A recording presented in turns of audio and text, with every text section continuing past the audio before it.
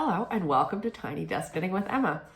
I am a lot better from last week, which is great. Still recovering. I don't know if I said this. I'm pretty sure I had RSV, which is pretty rough. It's not as bad for adults, but it's really bad for little babies and also older people. I was really scared I was going to get pneumonia. I did not get pneumonia, knock on wood. I think I have passed the point of that, hopefully. I'm a little hoarse because it's a little bit early in the morning, but I always record early, so that's probably normal. It's been a good week. I had actually a really heavy knitting week, which hasn't happened in a while, so that was awesome. And I'm very grateful for the energy to knit rather than like spin so much, because, you know, if you do both, you have to do both. Like, you have to knit what you spin, although I wasn't really knitting that. I sort of was. I was doing a variety of things. So today I'm wearing, this is just like a super plain sweater. It's called Aldous by Isabel Kramer, Aldous. I've made this a few times. This is knitted in Bahrain Utitis, which is a blend of British long wools and like 30% alpaca. So it's 70% British long wool. And I know that there's a pretty high Wensleydale content in here. And I think there's Blueface Leicester. I should have looked that up. I didn't. It's okay. It doesn't really matter. You can get it in a variety of places. I'll link places where you can get it in the show notes. My friend Monica gave me the yarn to make this because she had bought this exact color and this exact yarn, and she made herself a beautiful cabled sweater in it. She has patience to knit. This is fingering weight yarn. She has patience to knit like really intense things at really small gauges. And she was living in Texas at the time, so it was like warm there, and so she needed to knit with fingering weight yarn. And so she moved here, and like the first thing she cast on was this huge bulky cardigan with Brooklyn tweed quarry. And it's like, yeah, now you live back in the North, although this is not really the North. But because she and I are both from New England. She's from Mass and I'm from Vermont, but she really prefers the Texas weather. So yeah, you can probably hear the stove. I am cooking some fiber, dyeing it a lilac color, and I have been dyeing fiber this weekend, so I'll show you some of the things that I've dyed. So what am I going to talk about today? I guess I should finish that story. So Monica liked that color and that sweater so much, and I think maybe she knit it first and then like wore it for a while and was like, this is great, because it doesn't really pill because it's alpaca and long wool, so pills come from short staples in your fiber, which is why cashmere pills so much, because it has a really short staple. So I knitted this. She gave this to me for my birthday 2 years ago, so I remember so well, almost exactly 2 years ago, because my birthday is in a week. It's the 21st, so I'm recording this on Monday the 14th, so it's exactly 1 week from today. I'm turning 29, and 2 years ago I was a nanny, and right before my birthday was the 9th, because it was Emma Friend's birthday, who was one of my childhood friends. It was her birthday. Because I remember sitting in the emergency room, waiting room, texted her happy birthday. Anyway, I had pneumonia. And Tom, the kid's dad, took me to the hospital, and we sat there for like hours and hours, and then I went in and I had my treatment, and they gave me all these drugs, and then they sent me back out, and it was like 4 a.m. And we went home, and there was a package waiting for me. And I don't think I opened it that night. I think I went straight to sleep because it was 4 a.m. But the next day, you know, I had pneumonia, so I like wasn't working, I wasn't going anywhere, I had to like stay in bed. And I opened it, and it was this package from Monica for my birthday. It was like a couple weeks early. And it was a sweater that she had knitted for me, and this yarn, and there were other things in there too. There was like a t-shirt that said sweater weather, which Tom thought was really funny. The kid's dad, Tom, he's like, that seems like you would never wear that when it's sweater weather. Why would you have a shirt? And I was like, we can wear it under the sweater, like a cardigan. But he also thought it was really funny that I had a sweatshirt that said knitter. He's like, isn't that kind of besides the point? Like, don't you want to wear the things that you knitted instead of this sweatshirt that says knitter? And I was like, no, I like it. But I always thought that was really funny. He was like, why would you wear these things? In case you haven't been watching me for very long, Tom was also the person that came up with Tiny Desk Knitting. Tom and Brooke were the kids' parents, and I'm seeing them more regularly now because I didn't see them very much for like a year. Because COVID was weird and I was moving and all this stuff. But the last time I saw them was a week ago. 2 weeks ago, we went trick-or-treating, which was really fun. So I'm excited to live closer and get to see them more. I gotta make the 2 younger ones sweaters. Well, no, I made Audie a sweater. I gotta make Mabel a sweater, the middle one. I gotta put that on my list. One of the things I'm talking about today is gift knitting for Christmas. So anyway, I made this from this yarn, and it was just like, I was so sick and I just felt so disgusting. And I got this thing from my like best friend, and she was just like, she had no idea that I was so sick, obviously, because when she'd sent it, I didn't have pneumonia. But it just like, I put on the sweater that she knitted me herself, and I was like, wow, this is real friendship. So I'm really glad that she lives so close. I said to her the other day, or I texted her, I was like, I found the perfect thing to get you for your birthday, and it wasn't a get you, it was more like a thing that I would get a knitter. And she was like, erase that, her birthday's in February, because I haven't decided what to get you, and your birthday's next week. And I was like, you just moved here, I think that's enough of a gift. So, but she's very sweet. One of these days we will podcast together. Yeah, anyway, so today, Christmas knitting. I'm gonna go through it and how I make my list and how I guess this could be helpful for others. I try not to do Christmas knitting, like I really try not to do that. Or if I do it, I do it months and months in advance. Most of the time, I'm the kind of person who's like, if you're gonna get a knitted gift from me, you're just gonna get it when you get it. Like, I don't care. Sorry. I just knit at the pace that I knit, and I need to have it out of my house when it's done, and you're getting it in July sometimes. Sorry. But being said, sometimes I do knit for Christmas, and I did want to make Ian the green sweater for Christmas because it has reindeers on it. So that's one of the things on the list. I finally unraveled that. So let's start with that. I finally unraveled most of the sweater. So what I'm left with are 2 sleeves, because here's what I did. Okay, so I made this sweater and it was way too big. It was just like too big across. The arms were way too big. It was definitely too long. The sleeves might have been the right length, but otherwise it was just way too big. So I texted him and I said, I need your measurements, because I hadn't done that. I just thought, I'll just make a men's medium and it'll fit. Except I didn't, because I knew the gauge was going to be too big. So I made a small, thinking it would fit a medium, and it was way too big. So I just texted him and I said, hey, you're pretty much done growing. Can you text me your measurements in case I ever want to make you a sweater? Wink. He knew he was getting a sweater for Christmas, probably. So he did, and so I finally, this was weeks ago, and I finally sat down yesterday and I measured across the sweater and down the sleeves and stuff, because I asked him, I said, I want you to take a sweater that you like the fit of which you like the fit. Shouldn't end a sentence with a preposition. I end a lot of sentences with prepositions, so I don't really care about that. And lay it down and measure it across the front/back. Doesn't matter, it's the same.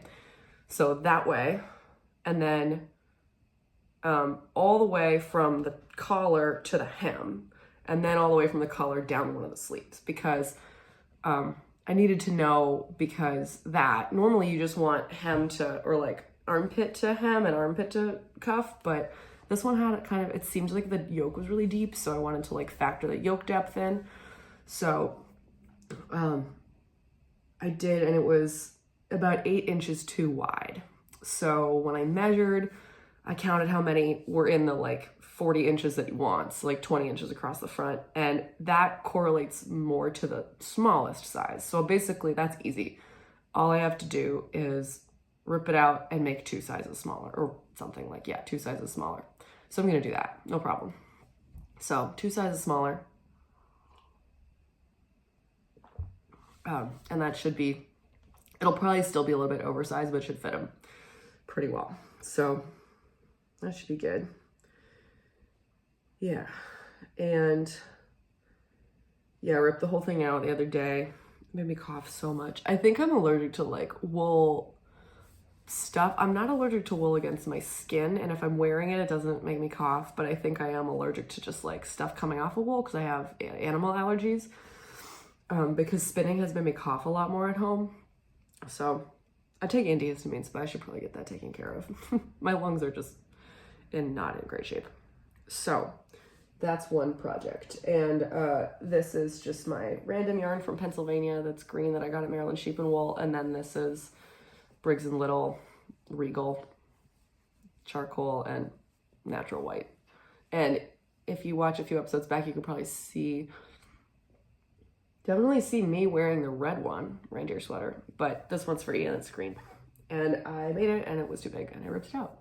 So hopefully I'll get started on that this week. Hopefully, I say, like, I have the power to start this week. I just won't if I don't, like, sit down and do it. So the sleeves I kept not unraveled because I'm just gonna rip back to the point where that's how many stitches I want on the needles, like in terms of increases, and then just knit straight up from there. I'm not gonna worry about like making tapering them more. He's just not gonna care. He's gonna wear it over shirts anyway. So I'm not really worried about that. Okay, so that's thing number one. So I basically made a list of all the things I'm gonna do for Christmas. Yeah, I'm gonna make, like found out my grandparents are coming, as well, so I wanted to knit them things. So like the scarf I said I was gonna make for my dad last week, I'm probably gonna make that for my grandpa instead. But I'm gonna knit my dad socks and I think a cabled hat. He likes a hat. I'll make him a scarf at some point, but he likes a hat. So it'll be really soft.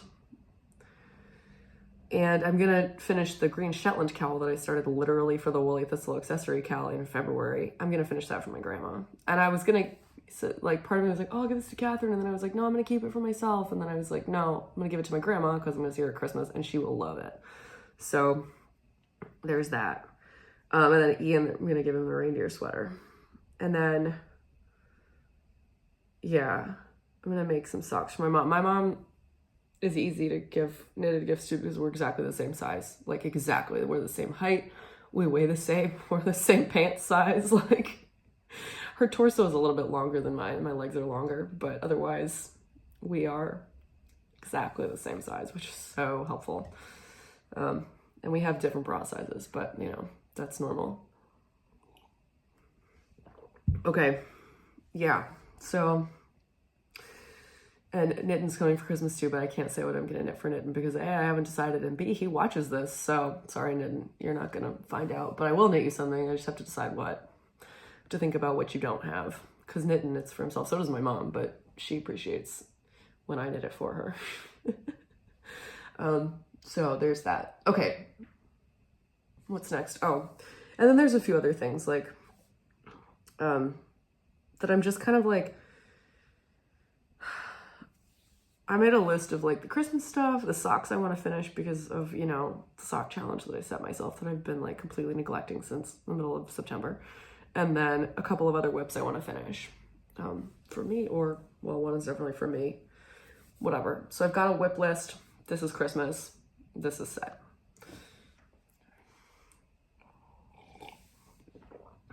All right.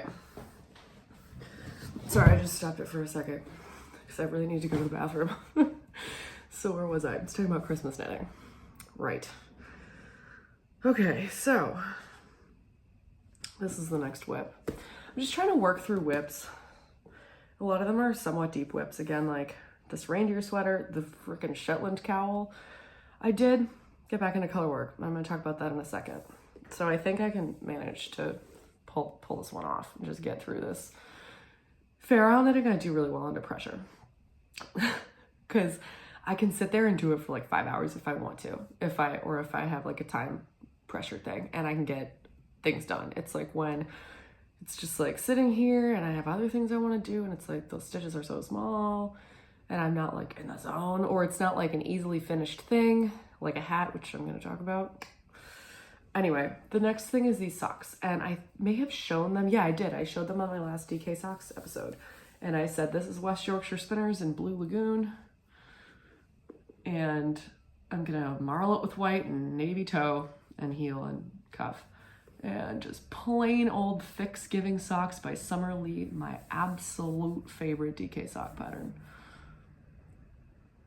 Just the whole thing's ribbed. Sometimes I even do them ribbed on the bottom, but actually that takes longer, and there's some fuss with the gusset trying to figure out where you want to put the knit stitches, and it's like, no, I just do a plain on the bottom, full ribbed. It fits a variety of feet. This is a little bit bigger. I have a variety of friends with larger feet. Like this is a women's sock. I don't think that, I guess it could fit around a skinny ankle on a man, but it's for, I haven't decided who it's for, as I have 3 or 4 friends with like longer feet. I should always make socks to fit myself. So I'm trying to make socks for longer feet. Like the Mondim socks that I showed last week, I gotta send out the test pattern today. I was gonna do that this weekend, but I forgot, so probably today. I'll do that.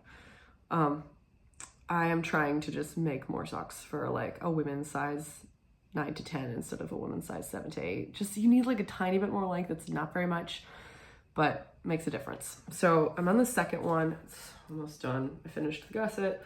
I have, so this sock, very simple. There's 3 stripe sequences between the cuff and the heel, and then there's 4 stripe sequences between the heel and the toe. As you can see there, it's neater. 4, I always count the bright teal. 1, 2, 3, 4. So I have 2 done, so I'm halfway done the foot, more because the gusset has more stitches, but that just, I'm trying to just like bang that out in the mornings, like sit around in the mornings and knit on like this, or something simple that doesn't take a lot of brain power. I should knit something that takes more brain power in the early mornings, because I'm very awake.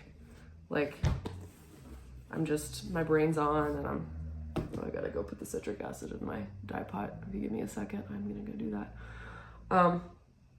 But yeah, I tend to be more awake, so I should be working on things that require a lot of attention, like Fair Isle. But I sort of work on whatever's closest, and I don't know. Anyway, I'm gonna let that simmer for a little longer before I put the citric acid in, actually. It's a really pretty lilac color. I've been dyeing fiber in like very rainbowy colors.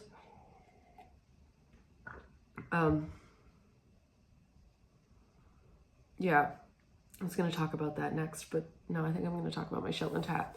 I made a couple, well, if you follow the Woolly Thistle, I'm doing a bigger segment on Fair Isle hats this week on the Shopcast, so you should watch that.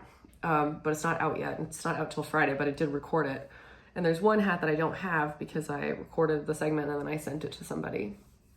I sent it to Jennifer, who was the flower girl handler at Lauren's wedding, which is why I sent it to her. The flower girl at Lauren's wedding was her dog, and Jennifer was the handler of the dog coming down the aisle as the flower girl, which was really cute.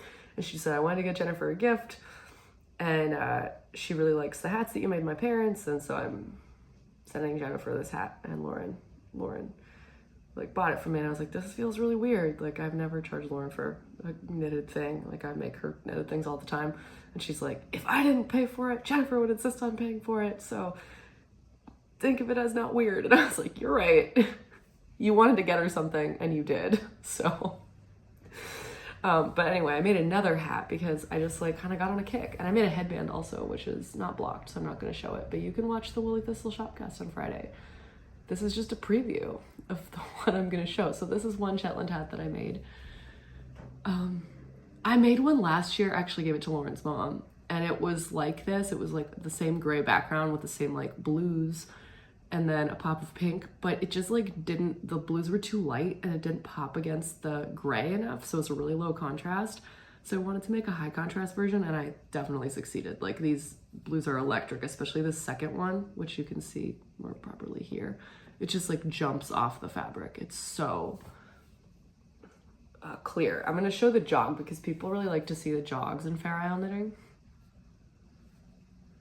There it is, right there. So yeah, it's a little messy, but just wear that in the back. No one will be able to tell. Sorry, the camera's really not blowing it out, but it's definitely like, yeah.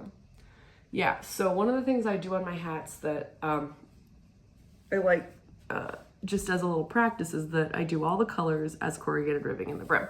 And I do that to check that the colors work together. And I usually do them in the sequence that I'm gonna knit them in. So like the darkest, and then here, here, here, here, the 4 colors of this. So I do it to check that the colors work well together. Also, people really like it. It's like a cute feature. This is why Jennifer really liked my hats, because I did the little corrugated ribbed brim. She said that's what stood out to her. Okay, I need to go put citric acid in that water. Just give me a second. Okay. With the citric acid in it, and I turned the heat down, but it's definitely gonna come back to a boil. But that's okay. It can go for a while. It should go for a while. It should cook a little bit. Yarn should.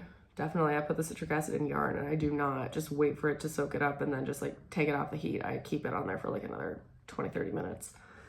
I think it just kind of like settles the dye into the fiber a little bit better. Okay, talking about the Shetland hats, right? Yeah, so the one I made for Jennifer, I think I probably showed it before it was done. It was like autumn foliage. It was like a light brown as the background, and then it was like red, orange, and yellow, and then a green pop. Loved it. So I always get into Shetland hats this time of year, or like Norwegian hats and colorwork hats, because they're quick. You just have to make one. I don't know. So there's another one on my needles that you can see if you watch the Woolly Thistle Shopcast. And it's not done yet, but if I finish it sometime this week, I'll show it. It's fun. I really liked it. It was a good time. So there's that. And I might make some more. I don't know. They're nice gifts, although I already made them for my grandparents. I made one for my dad. I don't think I've made, maybe I should make one for my mom. I could give her this one. It's kind of bright. I think she would probably like it though. She likes everything Shetland. And she likes a cap. She has short hair, so she likes a cap. I don't know. I gotta think about the colors that she would want. She likes bright colors. She likes orange a lot. Maybe I should make her like an orangey one. Yeah, with like gray. That's the background. Or like a light brown. Yeah, that would be nice. I have a lot of oranges. Okay, well, sorry if you're watching, Mom. She's probably not. She's too busy. Okay. Yeah, I'm gonna make her some socks too. I mean, it's easy to make my mom socks because I can just reach into the sock bag of all the socks I've made this year and just pull some out for her, which I probably will also do. I'll probably give her like a bunch of socks because she really wears hand knit socks all winter, and she's at home a lot because she works from home to watch Hobbs a lot. So, and it's chilly in the house. I should make her little fingerless. I have the Ukrainian ones, and she's the Ukrainian in my family, so maybe I should give her those. I have a couple of other pairs of fingerless mittens that I can wear. I should give them to my grandma, but I don't think she prefers to think about her Ukrainian heritage. She's not from Ukraine, she's from Canada. They're all from Canada, but my grandmother's mother was from Ukraine. They came in the 1901, I think, when there was basically a food shortage in some of the provinces of Ukraine.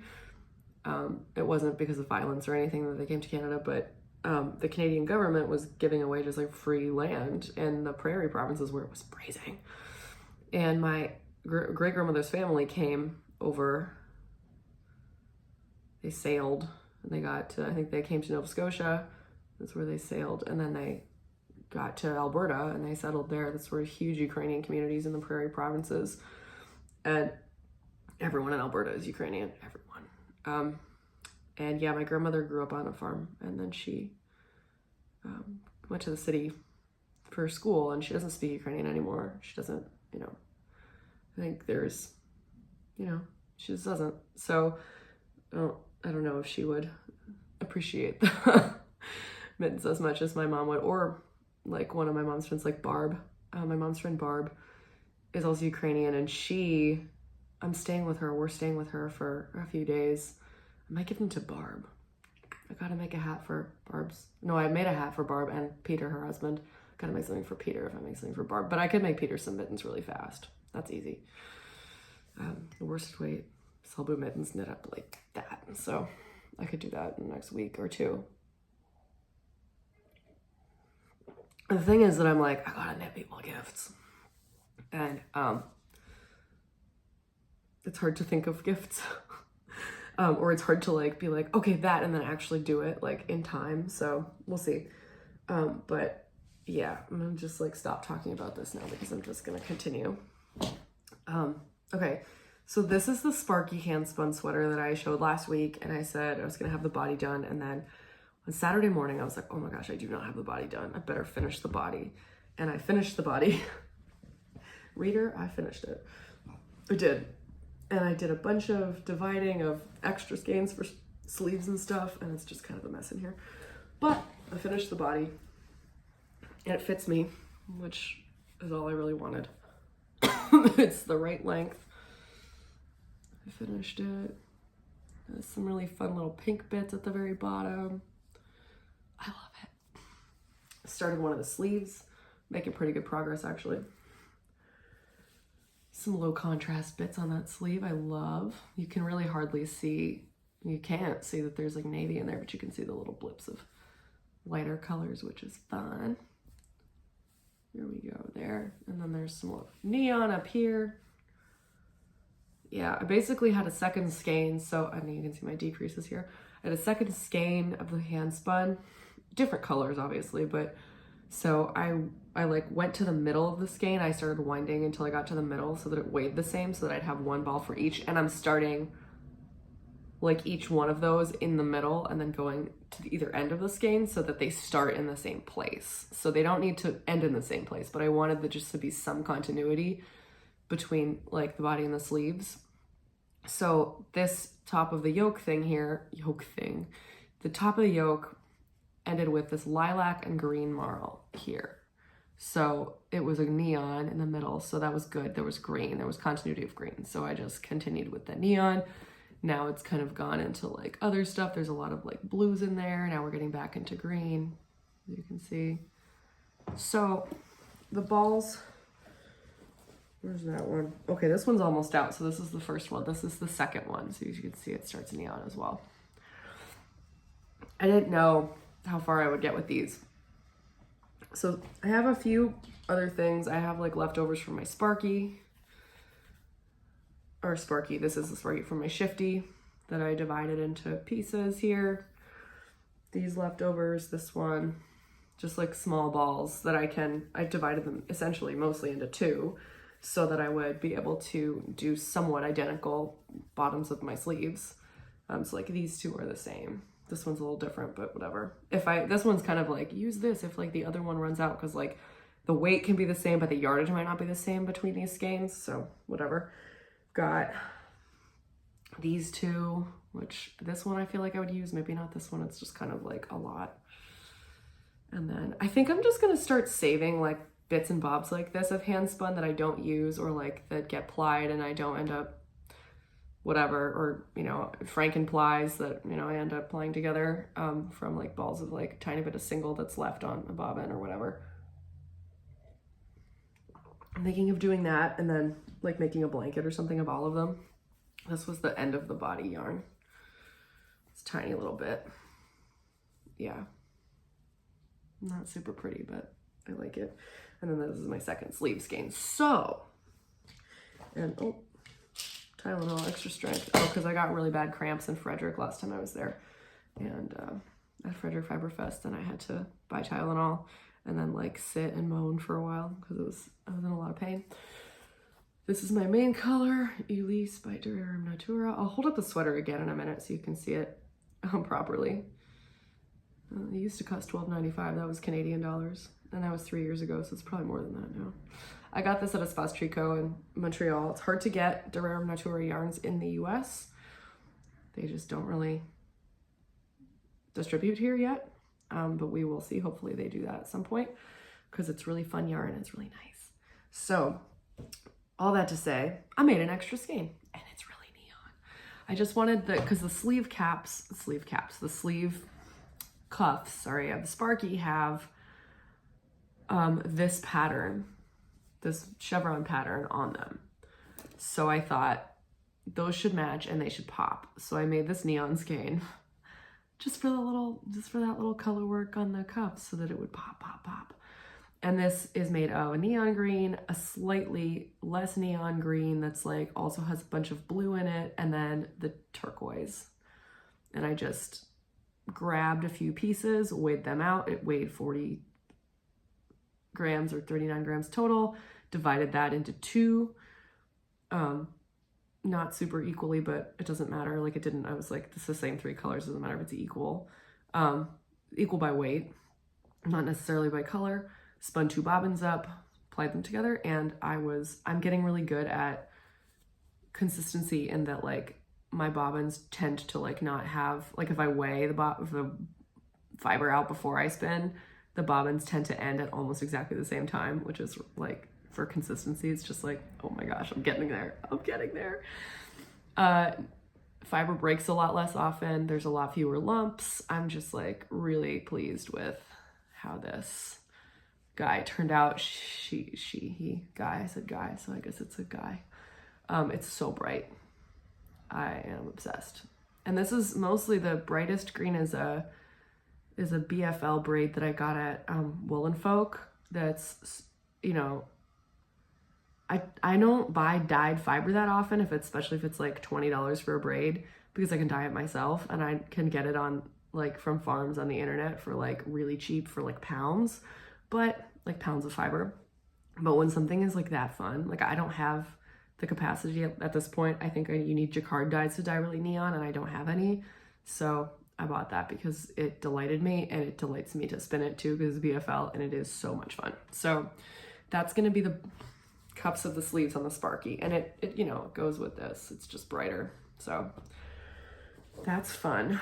So my extras here, you know, random, and then let me hold this up again. So I talked about this a bit last week. If you were here, I could just put it on.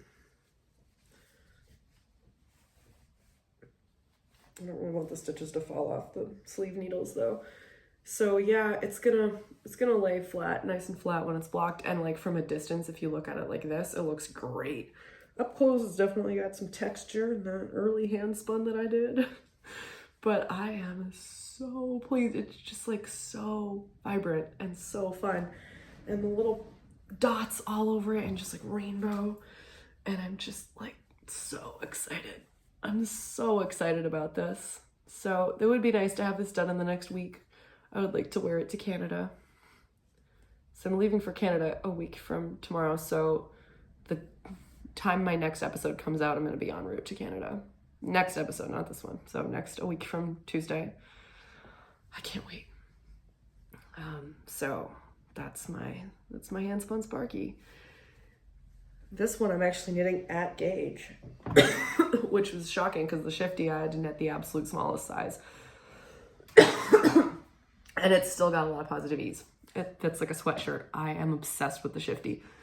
If you're wondering about the Shifty, several episodes back, like in a row, I talked, like starting last episode because it was finished and I'm wearing it in the last episode, and then going back a few, I'm talking about it, showing it, explaining the process. So that's really fun.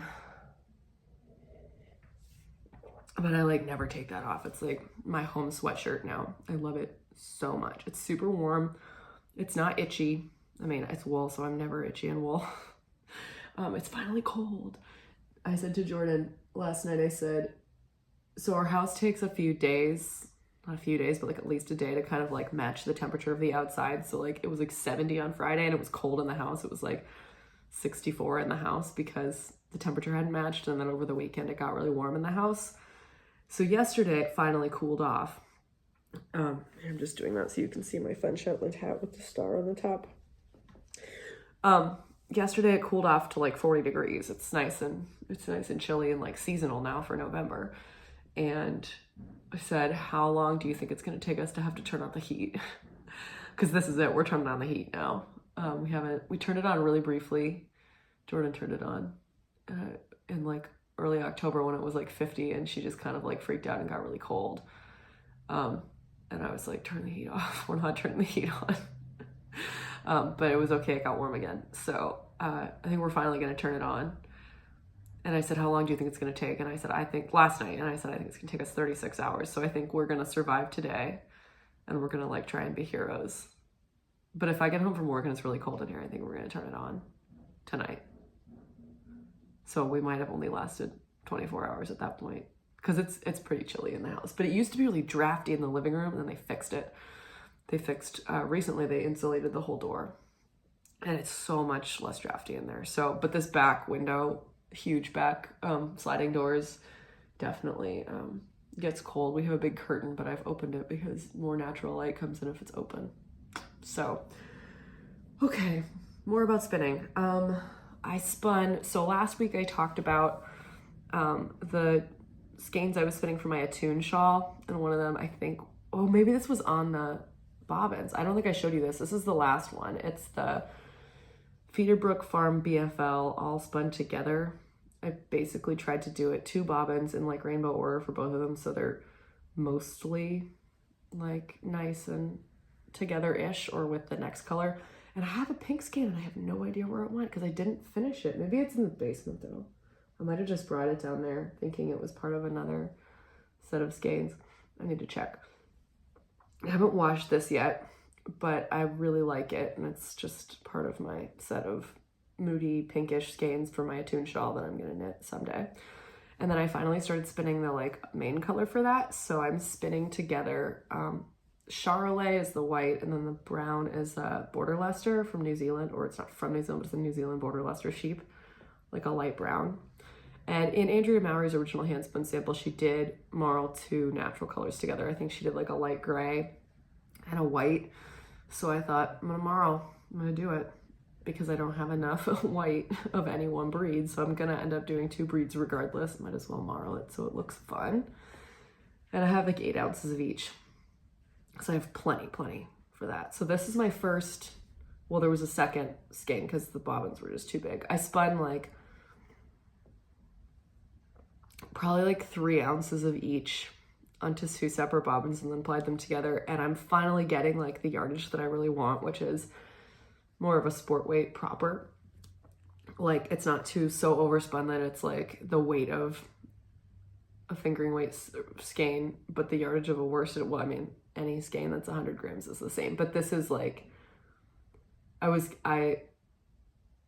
had like a 4 ounce bobbin or whatever. And it was like, I filled the bobbin, which is about 4 ounces. And I got like 320 grams or yards. And I was like, yes, that's what I wanted. I wanted that many. So it's like a true sport weight. And I'm super happy about that. Yeah. And I was really bored when I was spinning this because it was 2 natural colors. But so I didn't spin as much this week. I was like spinning some boring colors, and then I had a lot of fun colors to knit. And so I was like, well, it's going to be knitting this week. So then to reward myself for applying that, I spun this. And I was so pleased. And right now I'm spinning, I'm just going to grab this bag. This is just scraps. I'm spinning a Barber Pole yarn. And it's these. So teals, moody greens, a couple of like beautiful kind of alpine-y blues, some sage green. I have a big bag that's just like colored bits of, like dyed bits of yarn that I dyed myself, mostly dyed myself, like dyed fleece. And it's random breeds. I do not care when I do a spin like this. I don't care. And eventually maybe some excuse me, someday I'll get to the point where I'm like, I really like this fiber for that kind of dyeing and that kind of spinning, and I'm just gonna buy this, like whether it's like Romney or like BFL or like whatever, Polworth, whatever it is, I'm just gonna like eventually find something and stick to that and like always dye that. And then my, skeins of Barber Pole will like have something in common. But maybe Corriedale, because Corriedale comes on a gray base and a white base, and that's kind of nice. So yeah, I've got this, like it's gray, was a gray Corrie. I think this was the Roving Monica gave me. I've had this for a while. This is a gray Corrie. I don't know what that might be, mixed BFL. I think this is mixed BFL. This is BFL for sure. Oh no, that's Corrie, just kidding. This is a gray Corriedale. Yeah, I don't always know what it is. This is the Roving Monica gave me. Oh no, this is a Cheviot. It's really puffy. This is a Romney pencil roving that I got at Rhinebeck. Yeah, so I spun the first bobbin of this. I just weighed out a bunch of this. I just grabbed all of it, and it weighed almost exactly 100 grams, which was fortuitous. And then I just divided it into, like, I took a bunch of it out until it weighed 50 grams, and they're, you know, it's the same colors and not necessarily the same proportions of each color, like this. Didn't care about that as much. Somewhat cared, but not that much. And I put 50 grams in one bag and 50 grams in another bag, and I spun up the first 50 last night, and so this is today's project. So that's fun. And then I'm a dyeing fiber this weekend, so I brought some of it up to show you. So I got a bunch of fiber from Laughing Lamb Fibers, which is in Nebraska. I think this is Polworth. Oh my gosh, it's so squishy. It's so, like, it's soft and it's like just pillowy. It still needs to dry a little bit, but it's, oh my gosh. I really like spinning Polworth too. It's just like a cloud. And so Polworth, I didn't soak this, which is interesting. This was like an oxblood red. Polworth doesn't take dye as deeply as a lot of other fibers. It probably does if you like soak it a long time, because I have some pieces that I like soaked for longer that took it better, as you see in a second. Not still some like spots that are not as, I think it's just because it's probably really like compacted somehow, and it kind of blooms, but like some of it's still kind of like inside, like a core almost. I don't know, but it doesn't take dye as deeply for sure, but it definitely like, oh yeah, it's lovely. So it definitely like, I don't know, but I dyed some Rambouillet in red as well, and that took it more like, took up more dye. It seemed to take up more dye. I don't know, maybe there's like a bigger surface area on this and it just didn't take up as much. But I have a lot of like pieces of fiber that are cool colors, as you can see, like greens and blues and purples. I've done a lot of those, but I haven't done, or I did a bunch of warm colors right at the beginning. Like I made that beautiful like fiery cowl that I gave to Monica. If you go back, I'm holding it in one of the thumbnails. It's my Rhinebeck recap episode. I'm holding that cowl in the thumbnail. But I used it all in that, so I'm making more. So I got red downstairs as well. And then this is the orange Polworth. So this did take dye better because I soaked it. And this is a big old piece of orange Polworth. So I did, like in the same pot, I'll do like, right now I have like Polworth, Rambouillet. I have like it's like a light brown. It was like a 4-ounce bump of Rambouillet that I got at Frederick Fiber Fest. That's so bright. This is the Rambouillet orange. So it's a little bit more subtle. Well, not really. It's just like a little browner because it started brown. It's like a light brown from the get-go. So there's the Rambouillet. Oh yeah, that's gonna be nice. Oh yeah. And then this is this is the Romney pencil roving. Just like I showed you in that like sage green. So the Rambouillet is also like pencil roving. These need to dry a little bit more. And then I did a yellow. I'm into the greens right now. Well, the greens are drying downstairs. So this is like I have some bright yellow, so I wanted to do some like more subdued yellow. So this is like a goldenish color, although there's some bits that came out kind of lighter and like almost pinkish. The color is called Golden Straw, but I didn't like, you know, dissolve the color and like make a stock or anything, which I think might have happened because some of the dye probably broke on the fiber. Yeah, but it's like really variegated and I really like that. This is the Polworth. Yeah. Oh my gosh, it's just so puffy and fun. This is a piece of Shetland, white Shetland roving that I also got at Frederick Fiber Fest. I got a 4-ounce bump of white Shetland and a 4-ounce bump of like Shetland black, which is so gorgeous and I can't wait. I might even dye it, like over dye it jewel tones. I tried a piece and I like dyed it really dark green and it's so that's a thought that I've had. So I'm just dyeing, you know, pieces of fiber to have around for Barbara Pole yarns. And yeah, I really enjoy that. So I just really like to make these funky yarns and I'm getting way better at it. As you can see, this is a lot more consistent. It's just so much better. And I'm so happy with it.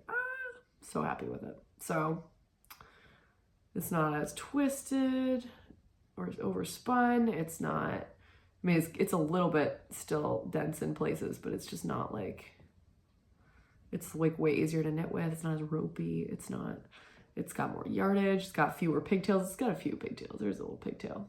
Still have a few, but I've been better at like seeing them and like yanking on the yarn or the fiber so that it's the yarn because it's singles, so that they come out and they don't get into the yarn. And I'm just like over the moon with this. It's so nice. So there's that. So what time is it? It's 7:38. All right, so I'm gonna go spin for a while. I gotta go get groceries before work. Now that it's cold enough to like leave groceries in the car that need to be kept cold, I can go get groceries before work because we need to get like cheese and stuff. If I had things that had to be kept frozen, I wouldn't get those, but it's like produce and cheese that's gonna come in a package. So Jordan and I are having enchiladas tonight. We usually have Mexican food on Mondays, but Hannah doesn't like cheese, so sometimes we make enchiladas and just like have two separate fillings and like we don't put cheese in Hannah's. But yeah, sometimes we just like, when Hannah's got to eat a lot of cheese. So Hannah, if you're watching, we're eating a lot of cheese without you. Spicy cheese. We make queso whenever Hannah's gone because she doesn't like spicy food or cheese. So yeah, when I'm gone, I always think they should eat a lot of seafood because I can't eat that. But yeah, anyway, there's a lot of stuff surrounding me right now. So I'm going to clean that up, put this yarn across the backs of these chairs to dry. Or this wool. I should finish some of this yarn. I probably should soak that yarn, but I probably won't. I'm trying to get like a bunch of yarn to finish all at the same time, like yarn that I've spun, to just, I'm getting like 5 or 6 skeins so that I can just like finish it all. And that's fine. But yeah, and I'm gonna go to work and talk to students all day, and that'll be super fun. That's my job. So yeah, I don't know. I've started recording on Mondays lately. It's been weird. Anyway, yeah, people sometimes talk about their lives on here. I feel like that's like interspersed. Jordan and I had a really good weekend. I went to Magpie yesterday because we were in Frederick seeing her friend from high school, Amanda, and then her boyfriend, Randy, who we really like. They're the best. And we like went and just like had beers and walked around and like did a little Christmas shopping. I'm trying to do my Christmas shopping early. I got like stocking stuffer stuff because my mom is really good at stocking stuffers, and I always like want to make sure she has a lot of stuff in her stocking too. But I also got some stuff for my dad and Ian and like Knitting and my grandparents and everybody who's coming for everybody's stockings. So no spoilers, Knitting. But I got you something funny. I got my dad, because he won't watch this, but he's hard to shop for. He always like wants really practical things, so I need to ask him what he wants so that I can get it for him, because he only wants things that he wants. But I did get him a mug that says, "Good morning, I see the assassins have failed." And I think that's like extremely his brand of humor, and I think he's gonna think that's funny. Although I don't think he's gonna like it more than the mug Knitting got him last Christmas that says, "Education is important, fantasy football is importanter." That's his favorite mug. So yeah, I'm gonna end this. Oh yeah, I guess I didn't finish talking about my weekend. Yeah, Jordan and I went to Frederick yesterday, so I went to Magpie, and I was a little bit sad because they don't have the new Trine yarn from Spin Cycle, but that's okay. I went to Magpie and I got needles because I needed hat needles, and I decided to just buy the ChiaoGoo interchangeable tips in the 4 inches, and then like a cable to go, like the 8-inch cable that makes a 16-inch cable for hats.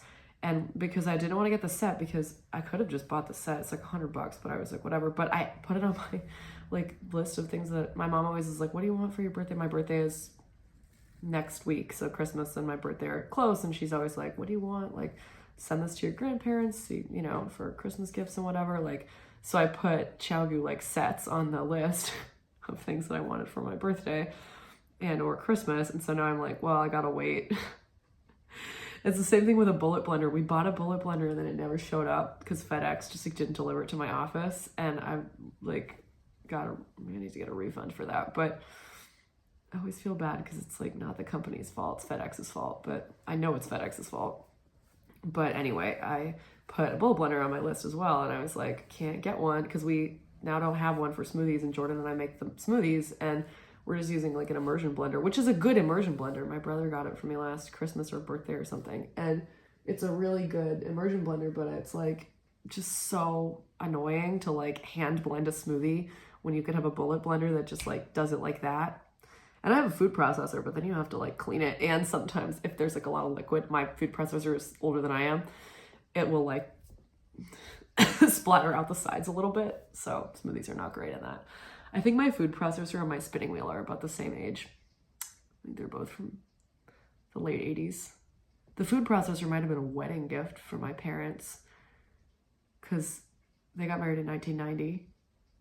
And I think that was a wedding gift probably. And then my grandma got my mom a new Cuisinart food processor a few years ago. She was like, you need a new one. And my mom was like, this works fine. I just keep getting replacement blades whenever I need one. But my grandma got her a new one and she was like, I guess this one is nicer. So she gave me that. She saved the old one. She said, I saved this for you because I thought you would want it, and it still works perfectly. And it does. So I'm pleased about that. But this has been long enough. So thank you for watching. This has been Tiny Desk Knitting with Emma. Bye!